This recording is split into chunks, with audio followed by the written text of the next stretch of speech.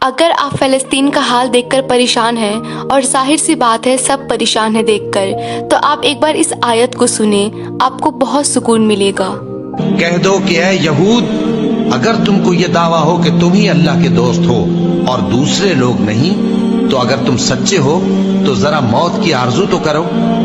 اور یہ لوگ ان اعمال کے سبب جو یہ کر چکے ہیں ہرگز اس کی آرزو نہیں کریں، اور اللہ ظالموں سے خوب واقف ہے۔ اور مومنو، یہ نہ سمجھنا کہ یہ ظالم جو کام کر رہے ہیں اللہ ان سے بے خبر ہے، وہ ان کو اس دن تک مہلت دے رہا ہے جبکہ دہشت کے سبب آنکھیں پھٹی کی پھٹی رہ جائیں گی،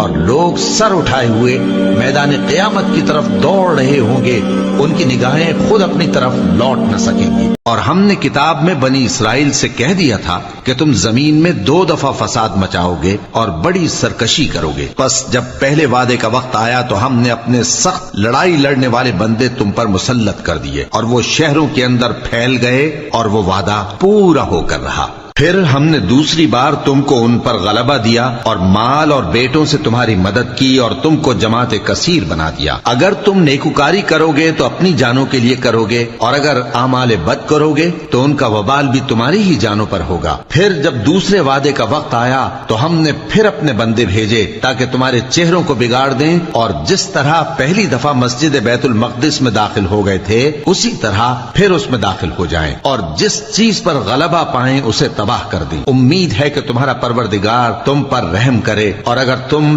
پھر وہی حرکتیں کرو گے تو ہم بھی وہی پہلا سلوک کریں گے، اور ہم نے جہنم کو کافروں کے لیے قید خانہ بنا رکھا ہے۔